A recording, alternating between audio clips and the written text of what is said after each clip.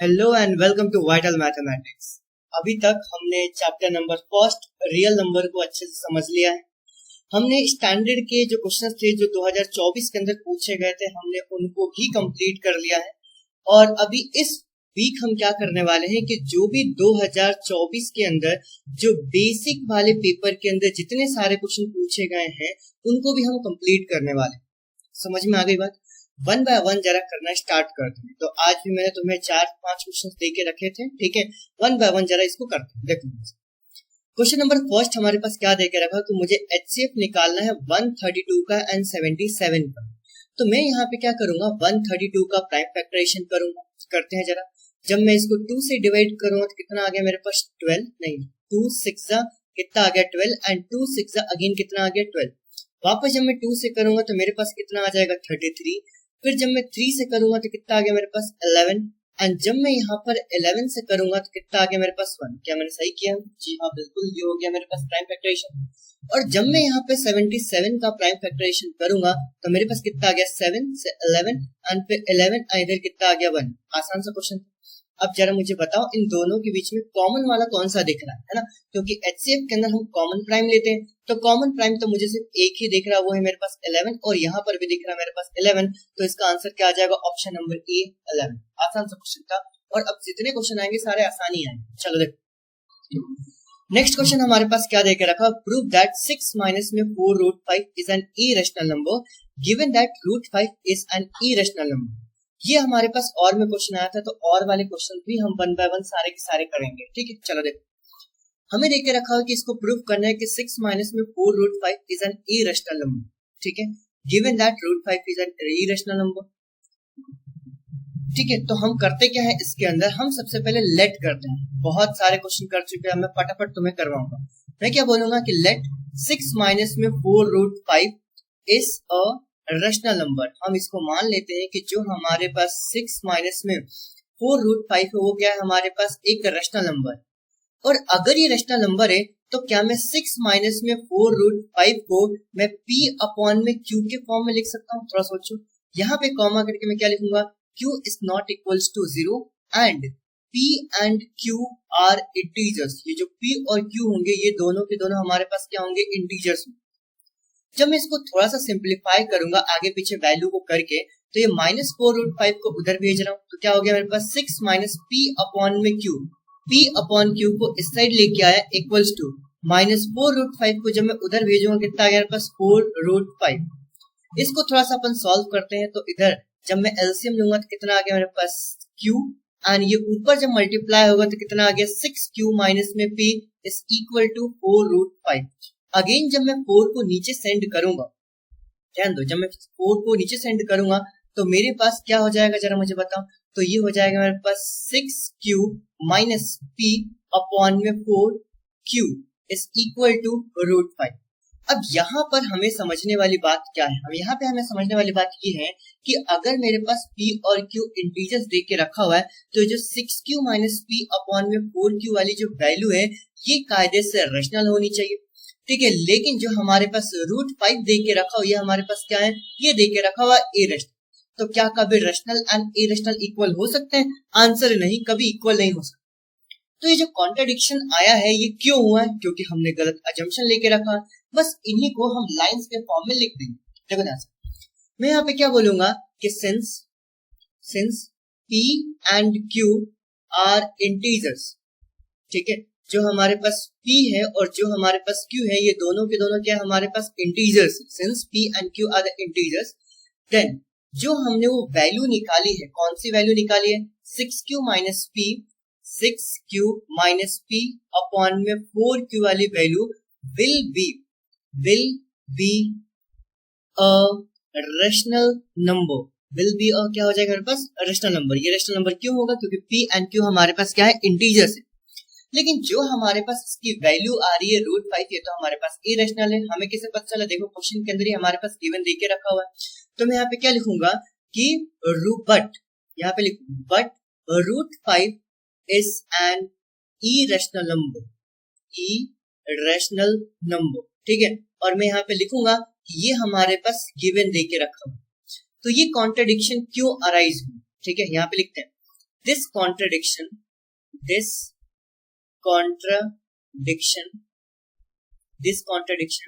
arises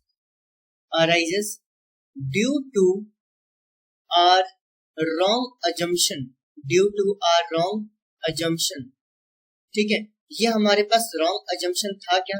ये wrong assumption ये था that is जो हमें गिवन देके रखा हुआ था, क्या लेट किया था? देखो हमने रॉन्ग assumption ये लिया था 6 minus 4 root 5 is a rational number.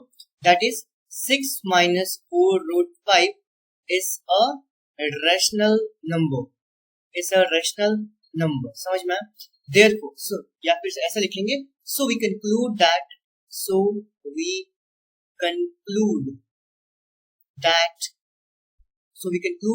क्या, ये जो हमारे पास नंबर देके रखा हुआ है 6 minus 4 root 5 is an irrational number.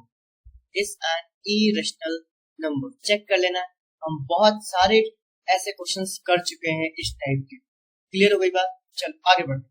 अब इसी के और वाला पोर्शन भी अपन कर लेते हैं. ठीक है, देखो ध्यान से, यहाँ पे जो हमारे पास और देके रखा इसको भी करते हैं. क्या देके रखा हमारे पास? 11 into, देखो 11 into 19 into 23, 11 into 19 into में 23 plus 11 into में 3, आई गेस यही है ना.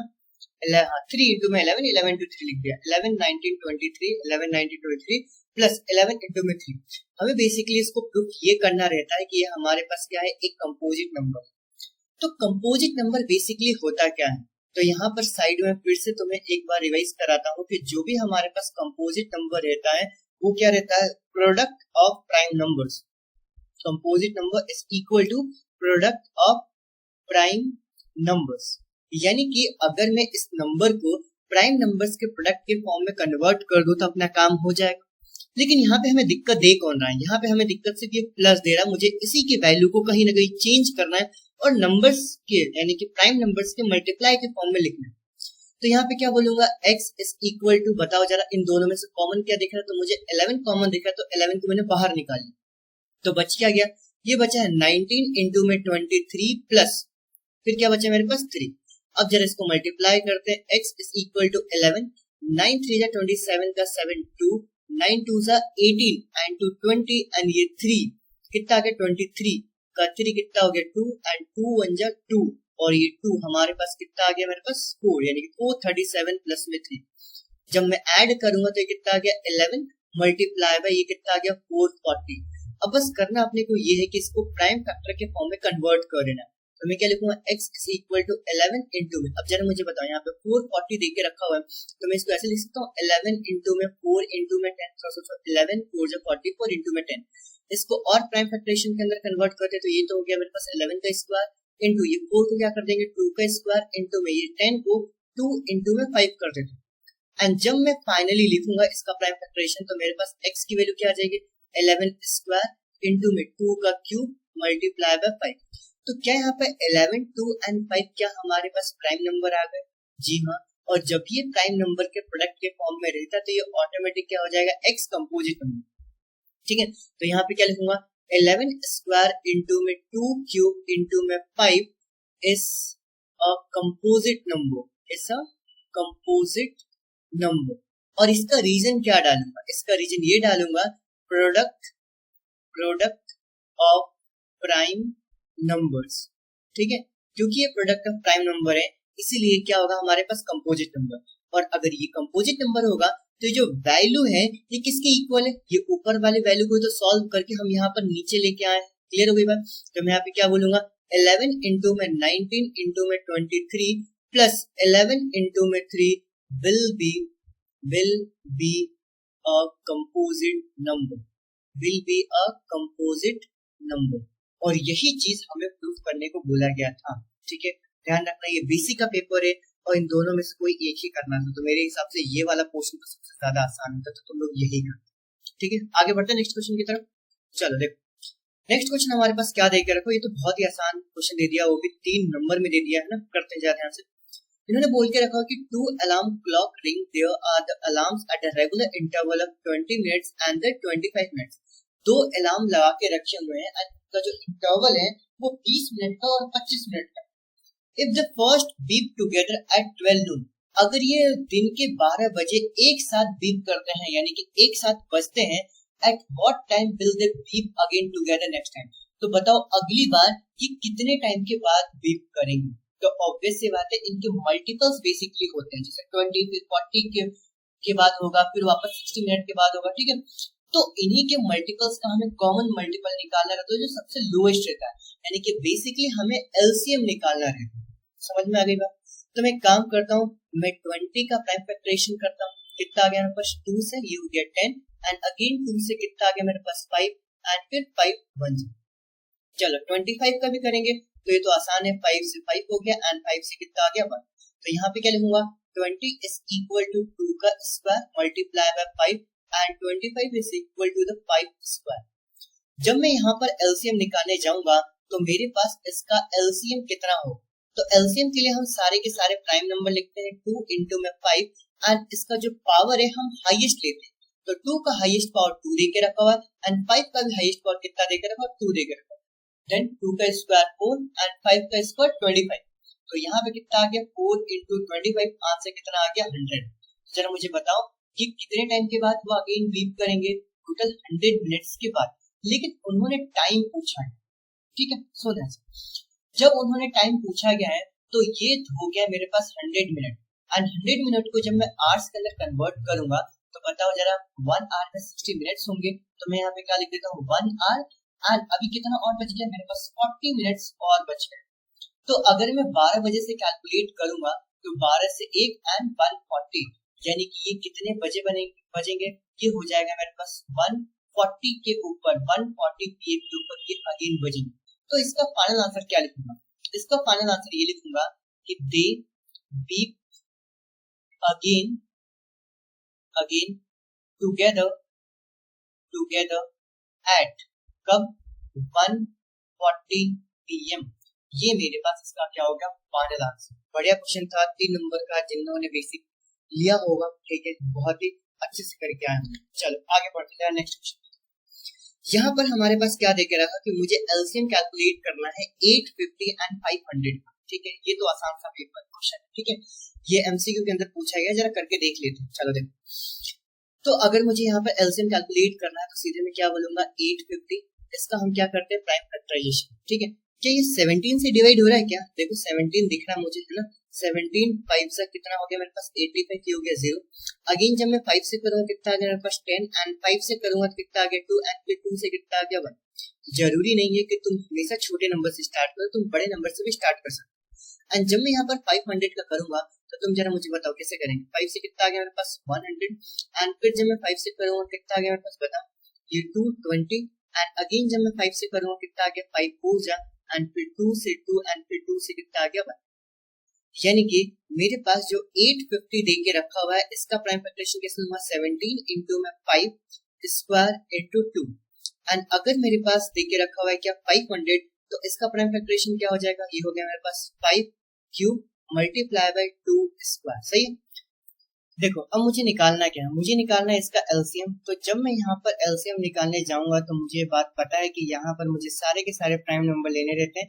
तो जब मैं सारे प्राइम नंबर लूंगा तो सबसे पहले कितना हो गया 2 मल्टीप्लाई बाय 5 मल्टीप्लाई बाय 17 और हम इसका पावर क्या लेते हैं, हम इसका हाई पावर लेते हैं। तो इस 2 का हाई पावर क्या हो गया, तो इस 2 का हाई पावर हो गया 2, 5 का हाई पावर क्या आ गया, तो ये आ गया मेरे पास 3 एंड 17 का हाई पावर कितना आ गया 1। तो हमारे पास इसका आंसर क्या आ गया 2 का स्क्वायर मल्टीप्लाई बाय 5 का क्यूब मल्टीप्लाई बाय 17। अब जरा मुझे बताओ हमारे पास कौन सा ऑप्शन में लेके रखा हुआ, ठीक है। हमारे दिमाग के अंदर देखो ध्यान से, option number C and option number D आए। 17 के अंदर, सो सी के अंदर हमारे पास क्या देख रखा है 17 इंटू 5 का स्क्वायर इंटू 2 का स्क्वायर। यहाँ पे 5 का क्यूब होना चाहिए, मतलब ये वाला आंसर नहीं होगा।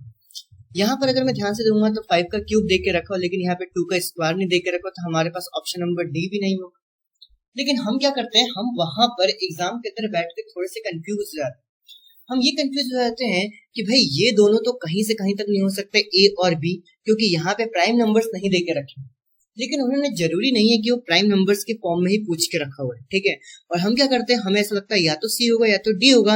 हमने कहीं ना कहीं यहाँ पर क्या कर दिया है, गलती कर दी, ठीक है। और हम सी और डी में से कोई एक टिक करके आ जाते हैं। लेकिन मैं तुम्हें बताऊं ये दोनों के दोनों ही आंसर्स नहीं होंगे, ध्यान रखने, ये दोनों ही आंसर नहीं होंगे।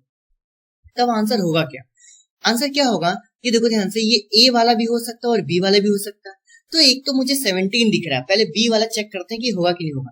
तो इस 17 को तो मैं 17 ही रहने देता हूँ, लेकिन अगर मैं इसको सॉल्व करके वैल्यू निकालूंगा, ध्यान देना है ना, तो 2 का स्क्वायर क्या मेरे पास 4 हो गया, मल्टीप्लाई बाय 5 का क्यूब करूंगा कितना, क्या क्या क्या क्या हमारे पास 125, एंड 4 इंटू में जब 125 करूंगा तो 125 2 से कितना आ गया मेरे पास 250, मल्टीप्लाई बाय अगर मैं 2 और करूंगा कितना आ गया मेरे पास 500। यानी कि इन दोनों वैल्यू को सॉल्व करके मेरा आंसर क्या आ रहा है, 500 मल्टीप्लाई बाय 17। तो इसका आंसर क्या आ जाएगा, ऑप्शन नंबर बी। ध्यान देना, इसमें बहुत सारे बच्चे कंफ्यूज हुए होंगे फर्स्ट टाइम के अंदर, और इसीलिए मैं तुम्हें बोलता हूं कि प्रैक्टिस बहुत ज्यादा जरूरी है। ठीक है, हम क्वेश्चन सीख तो लेते हैं, लेकिन वहां पर एग्जाम में बैठ के क्वेश्चंस कैसे आते हैं और हम कैसे करते हैं, ये बहुत ज्यादा मायने। समझ में आ गई बात? ठीक है, तो ये थे हमारे पास आज के पूरे 4 क्वेश्चंस। मुझे उम्मीद है समझ में आया होगा। और ये लास्ट 4th वाला तो बहुत ही बेहतरीन था, दिमाग थोड़ा सा तो ट्विस्ट किया ही था एग्जामिनर ने तुम्हारा, भले बेसिक है लेकिन फिर भी उन्होंने ट्विस्ट कर दी। मुझे उम्मीद है तुम्हें समझ में आ रहा होगा हर एक चीज। हम इस वीक क्या करने वाले हैं, सारे के सारे बेसिक के क्वेश्चंस जो 2024 के अंदर पूछे गए थे चैप्टर नंबर 1 से रिलेटेड, उसको हम कंप्लीट करेंगे। एंड नेक्स्ट वीक से हम चैप्टर नंबर 2 स्टार्ट करेंगे। सबसे पहले थ्योरी पढ़ेंगे एनसीईआरटी के थ्रू, एंड फिर पीवाईक्यू करेंगे। Once again thank you so much, bye bye.